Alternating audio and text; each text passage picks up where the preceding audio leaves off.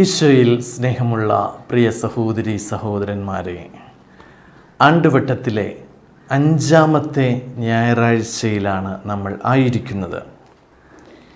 ഈശോ തൻ്റെ ആദ്യ ശിഷ്യന്മാരെ തന്നെ അനുഗമിക്കുവാനായി വിളിക്കുന്ന സംഭവമാണ്. അതായത് ശിമയോനെയും സെബദിപുത്രന്മാരായ യാക്കോബിനെയും യോഹന്നാനെയും അത്ഭുതകരമായ ഒരു മീൻപിടുത്തത്തിലൂടെ അവിടുന്ന് വിളിക്കുന്ന സംഭവമാണ് സുവിശേഷത്തിൽ നമ്മൾ വായിക്കുക.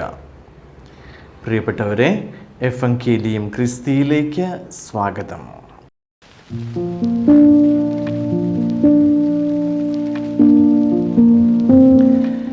ഗനേസറത്ത് തടാകത്തിലെ അത്ഭുതകരമായ ഒരു മീൻപിടുത്തത്തിലൂടെ ശിമയോനെ മനുഷ്യരെ പിടിക്കുന്നവരാക്കുവാൻ യേശു വിളിക്കുന്ന ഈ സംഭവം നമ്മുടെ ഓരോരുത്തരുടെയും ജീവിതത്തിൽ നമ്മൾ അനുഭവിക്കുന്ന ഒരു ക്രിസ്തു അനുഭവത്തിലേക്ക് എങ്ങനെയാണ് നമ്മൾ നയിക്കപ്പെടുന്നത് എന്ന് ഈ സംഭവത്തിൻ്റെ വെളിച്ചത്തിൽ നമുക്ക് കാണുവാൻ സാധിക്കും. നമ്മുടെ ക്രിസ്തു അനുഭവത്തിന് ഒരു 6 ഘട്ടങ്ങളുള്ളതായിട്ട് നമുക്ക് ഈ സംഭവത്തിൽ നിന്ന് നമുക്ക് മനസ്സിലാക്കുവാനായിട്ട് സാധിക്കും. ഈ സുവിശേഷ ഭാഗം നമുക്ക് ഒന്ന് വായിച്ച് കേൾക്കാം. ലൂക്ക എഴുതിയ വിശുദ്ധ സുവിശേഷത്തിൽ നിന്ന്: ദൈവവചനം ശ്രവിക്കുവാൻ ജനങ്ങൾ യേശുവിന് ചുറ്റും തിങ്ങിക്കൂടി. അവൻ ഗനേസറത്ത് തടാകത്തിൻ്റെ തീരത്ത് നിൽക്കുകയായിരുന്നു. 2 വള്ളങ്ങൾ കരയോടടുത്ത് കിടക്കുന്നത് അവൻ കണ്ടു. മീൻപിടുത്തക്കാർ അവയിൽ നിന്നിറങ്ങി വല കഴുകുകയായിരുന്നു. ശിമയോൻ്റേതായിരുന്നു വള്ളങ്ങളിൽ ഒന്ന്. യേശു അതിൽ കയറി. കരയിൽ നിന്ന് അല്പം അകലേക്ക് വള്ളം നീക്കാൻ അവനോട് യേശു ആവശ്യപ്പെട്ടു. അതിൽ ഇരുന്ന് അവൻ ജനങ്ങളെ പഠിപ്പിച്ചു. സംസാരിച്ചു തീർന്നപ്പോൾ അവൻ ശിമയോനോട് പറഞ്ഞു, ആഴത്തിലേക്ക് നീക്കി മീൻ പിടിക്കാൻ വലയിറക്കുക. ശിമയോൻ പറഞ്ഞു, ഗുരു, രാത്രി മുഴുവൻ അധ്വാനിച്ചിട്ടും ഞങ്ങൾക്ക് ഒന്നും കിട്ടിയില്ല. എങ്കിലും നീ പറഞ്ഞതനുസരിച്ച് ഞാൻ വലയിറക്കാം. വലയിറക്കിയപ്പോൾ വളരെയേറെ മത്സ്യങ്ങൾ അവർക്ക് കിട്ടി. അവരുടെ വല കീറിത്തുടങ്ങി. അവർ മറ്റേ വള്ളത്തിൽ ഉണ്ടായിരുന്ന കൂട്ടുകാരെ ആംഗ്യം കാണിച്ച് സഹായത്തിന് വിളിച്ചു. അവർ വന്ന് 2 വള്ളങ്ങളും മുങ്ങാറാകുവോളം നിറച്ചു. ശിമയോൻ പത്രോസ് ഇത് കണ്ടപ്പോൾ യേശുവിൻ്റെ കാൽക്കൽ വീണ്, കർത്താവേ, എന്നിൽ നിന്ന് അകന്നു പോകണമേ, ഞാൻ പാപിയാണ് എന്ന് പറഞ്ഞു. എന്തെന്നാൽ തങ്ങൾക്ക് കിട്ടിയ മീനിൻ്റെ പെരുപ്പത്തെപ്പറ്റി ശിമയോനും കൂടെയുണ്ടായിരുന്നവരും അത്ഭുതപ്പെട്ടു. അതുപോലെ തന്നെ അവൻ്റെ പങ്കുകാരായ സെബദിപുത്രന്മാർ യാക്കോബും യോഹന്നാനും വിസ്മയിച്ചു. യേശു ശിമയോനോട് പറഞ്ഞു, ഭയപ്പെടേണ്ട, നീ ഇപ്പോൾ മുതൽ മനുഷ്യരെ പിടിക്കുന്നവനാകും. വള്ളങ്ങൾ കരക്കടിപ്പിച്ചതിന് ശേഷം എല്ലാം ഉപേക്ഷിച്ച് അവർ അവനെ അനുഗമിച്ചു. ഇതാണ് നാളത്തെ നമ്മുടെ സുവിശേഷ ഭാഗം. ലൂക്ക വിശദീകരിക്കുന്ന ഈ സുവിശേഷത്തിൽ നമുക്ക് ക്രൈസ്തവ ജീവിതത്തിൻ്റെ, ക്രിസ്തു അനുഭവത്തിൻ്റെ 6 ഘട്ടങ്ങൾ കാണുവാൻ സാധിക്കും. ആ 6 ഘട്ടങ്ങൾ ഒന്ന് മനസ്സിലാക്കാൻ ശ്രമിക്കാം. ഒന്നാമത്തേത്, മത്സ്യം പിടിക്കുവാനുള്ള തീവ്രമായ ഒരു ആവശ്യം, ഒരു ആഗ്രഹം അവിടെയുണ്ട്. അത് നടക്കാതെ വരുമ്പോഴുള്ള ഒരു അസ്വസ്ഥതയും നിരാശയും. രണ്ടാമത്തേത്, കർത്താവിൽ ആശ്രയിക്കുവാനുള്ള ഒരു ക്ഷണം, an invitation to trust. അതാണ് ആഴത്തിലേക്ക് നീക്കി വലയെറിയുവാനുള്ള ആഹ്വാനം.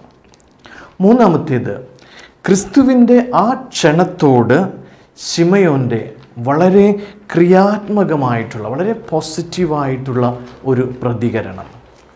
നാലാമത്തേത്, കർത്താവിൽ ആശ്രയിക്കുന്നതിൻ്റെ പ്രതിഫലം, the result of the trust.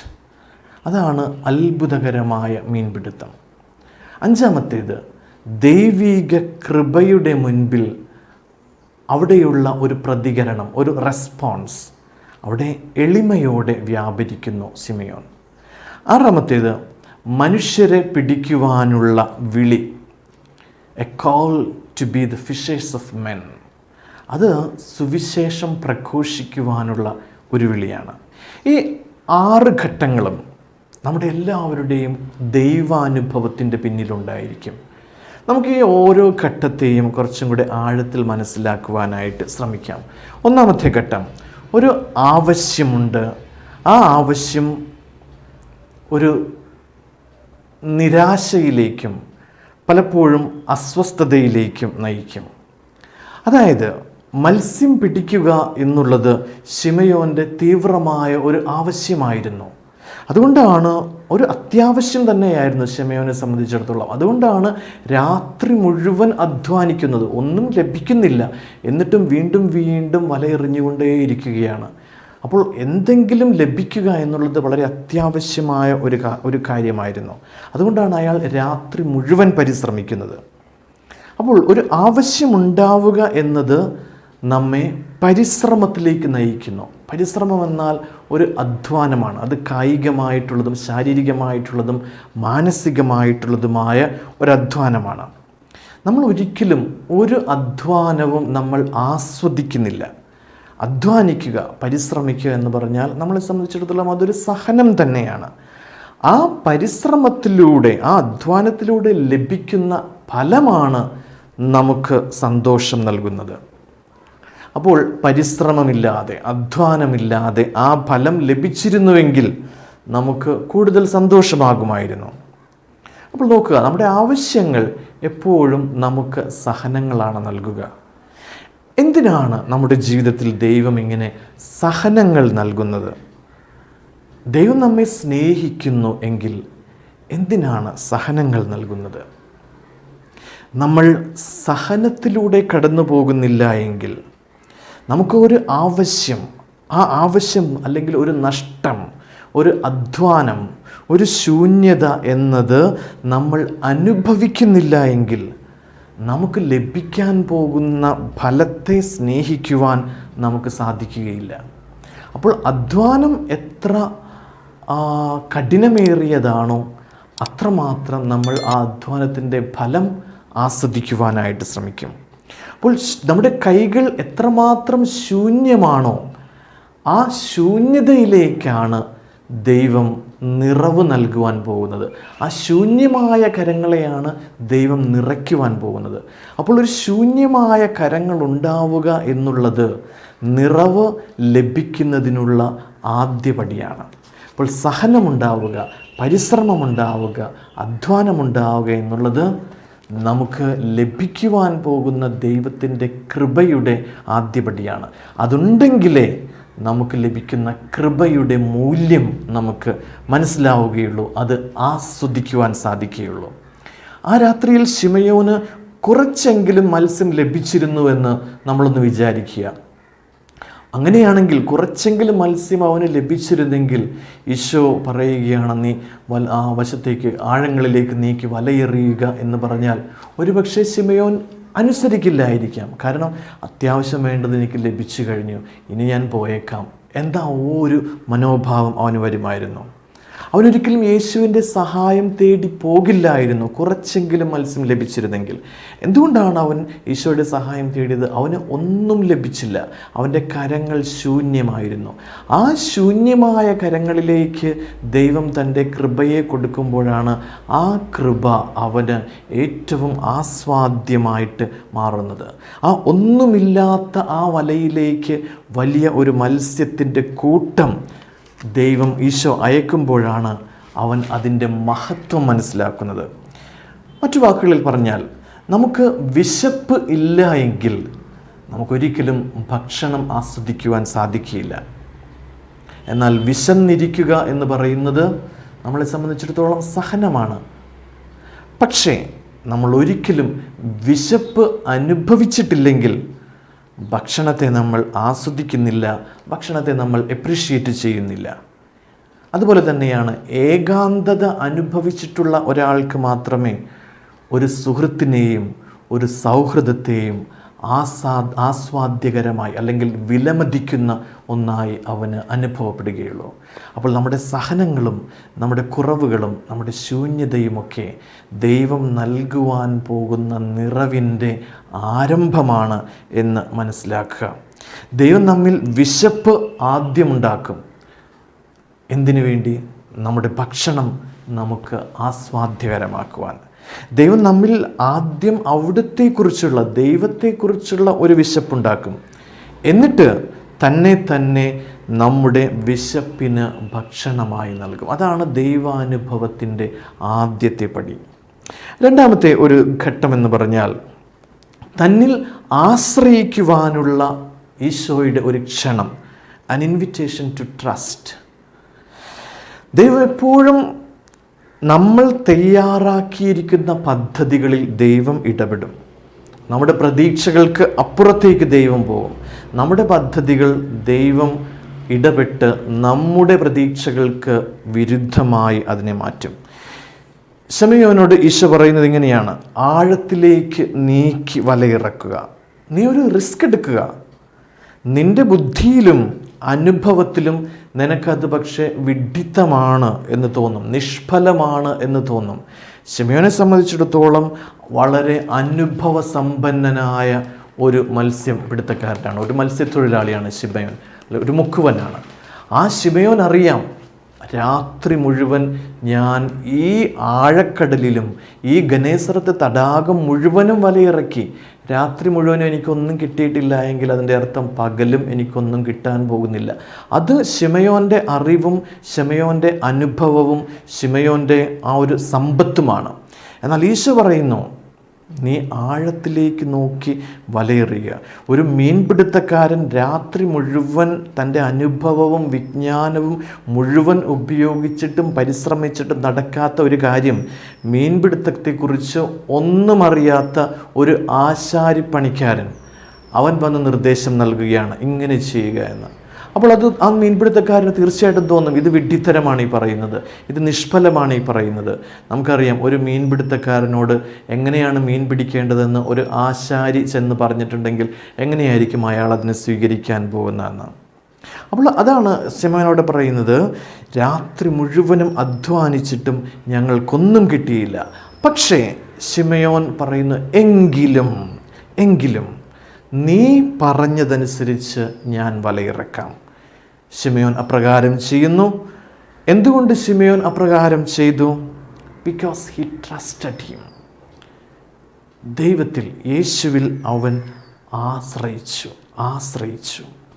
നമ്മൾ അസ്വസ്ഥരാകുമ്പോഴും നിരാശരാകുമ്പോഴും യേശു നമ്മെ ക്ഷണിക്കുന്നുണ്ട്, എന്നിൽ ആശ്രയിക്കുക, ട്രസ്റ്റ് മീ. മൂന്നാമത്തെ ഘട്ടം, യേശുവിൻ്റെ ഈ ആശ്രയിക്കുവാനുള്ള ക്ഷണത്തോട്, ഇൻവിറ്റേഷനോട് വളരെ ക്രിയാത്മകമായ ഒരു പ്രതികരണം, a positive response to his invitation. ഇവിടെ ഉണ്ടായിരുന്ന സാഹചര്യങ്ങൾ എല്ലാം തന്നെ, രാത്രി മുഴുവൻ അധ്വാനിച്ചു, ഗനേസറത്ത് തടാകം മുഴുവൻ വലയിട്ടു, ഒന്നും കിട്ടിയില്ല. ആഴത്തിലേക്ക് നീ വലയിറക്കുക എന്ന യേശുവിൻ്റെ വാക്കുകൾ അനുസരിക്കുവാൻ മാത്രം ഒരു സാഹചര്യവും അവിടെ ഉണ്ടായിരുന്നില്ല. അപ്പോൾ എല്ലാം ആ വാക്കുകൾക്ക് എതിരായിരുന്നു. സാഹചര്യം മുഴുവൻ എതിരാണ്.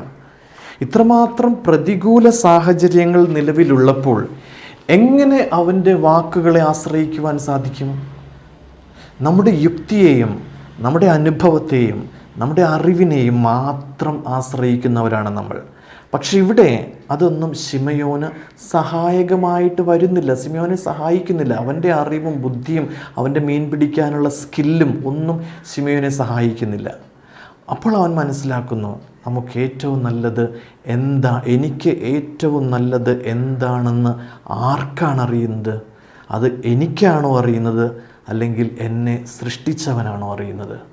എനിക്ക് ഏറ്റവും നല്ലത് എന്താണെന്ന് എന്നേക്കാൾ നന്നായി അറിയുന്നത് എന്നെ സൃഷ്ടിച്ചവനാണ്. ദൈവത്തിൻ്റെ വാക്കുകൾ, അവിടുത്തെ വാഗ്ദാനങ്ങൾ എന്നും സത്യമായിരിക്കും. ദൈവം ഒരിക്കലും പരാജയപ്പെടുന്നില്ല. God never fails. ദൈവം പരാജയപ്പെടുന്നവനാണെങ്കിൽ അത് ദൈവമല്ല. നമ്മുടെ പ്രതീക്ഷകൾക്കനുസരിച്ച് സംഭവിക്കുന്നില്ല എന്നത് ദൈവം പരാജയമാണ് എന്ന് തെറ്റിദ്ധരിക്കുവാൻ നമ്മെ ഇടയാക്കരുത്. ശമയോനെ പോലെ അവിടുത്തെ ആ ക്ഷണത്തോട് പോസിറ്റീവായിട്ട് ക്രിയാത്മകമായിട്ട് പ്രതികരിക്കുവാൻ അവിടുന്ന് നമ്മെ ക്ഷണിക്കുന്നുണ്ട്. 4-ാമത്തെ ഘട്ടം, അപ്രകാരമുള്ള ഒരു ആശ്രയിക്കലിൻ്റെ ഫലം എന്താണ്? The result of the trust. ദൈവത്തിൽ ആശ്രയിക്കുമ്പോൾ എന്ത് സംഭവിക്കും? ദൈവത്തിൽ ആശ്രയിക്കുന്നതിലൂടെ അളവറ്റ ആനന്ദം നമുക്ക് ലഭിക്കും.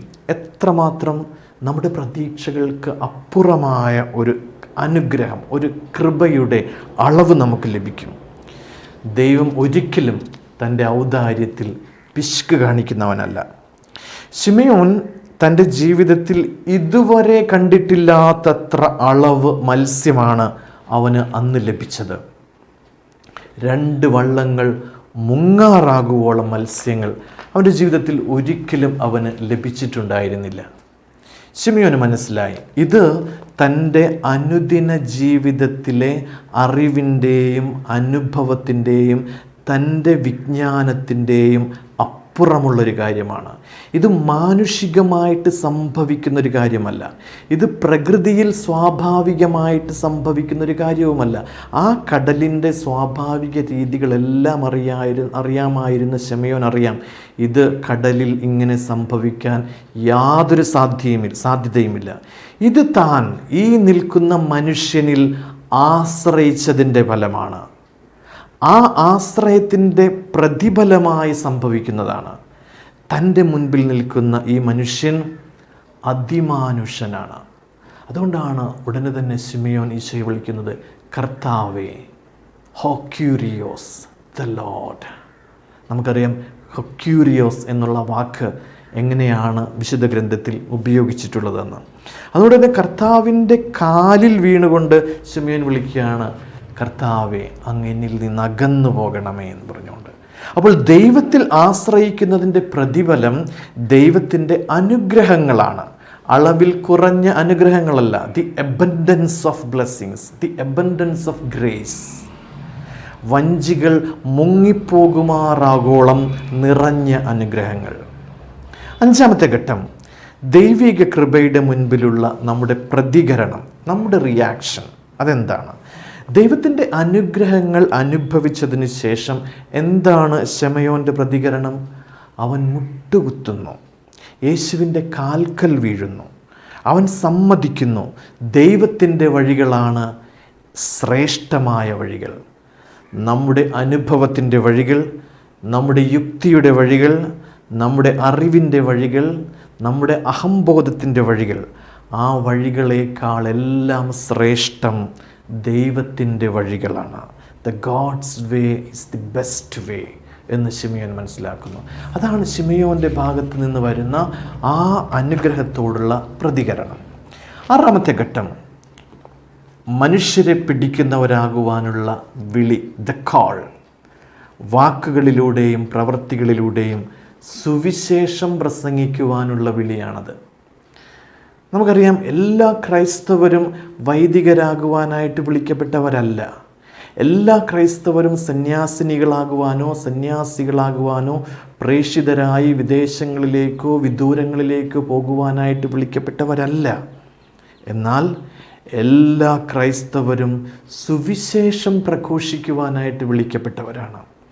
എല്ലാ ക്രൈസ്തവരും വിശുദ്ധരാകുവാനായിട്ട് വിളിക്കപ്പെട്ടവരാണ്. അപ്പോൾ വിശുദ്ധരായി ജീവിക്കുക എന്നത് തന്നെയാണ് നമ്മുടെ സുവിശേഷ പ്രഘോഷണം. അപ്പോൾ നമ്മുടെ വാക്കുകളും നമ്മുടെ പ്രവൃത്തികളും കൊണ്ട് യേശുവിനെ പ്രഘോഷിക്കുന്നവരാകുവാനായിട്ട് വിളിക്കപ്പെട്ടവരാണ് ക്രൈസ്തവരായ നമ്മൾ ഓരോരുത്തരും. അപ്പോൾ മത്സ്യം പിടിക്കുക എന്നതിന് ഒരു ടെക്നോളജി ആവശ്യമാണ്, ഒരു സ്കിൽ ആവശ്യമാണ്. എന്നാൽ മനുഷ്യരെ പിടിക്കുക എന്നുള്ളത് ഒരു ടെക്നോളജിയും ഇല്ല അതിനു വേണ്ടി. അത് ഒരു ജീവിത രീതിയാണ്.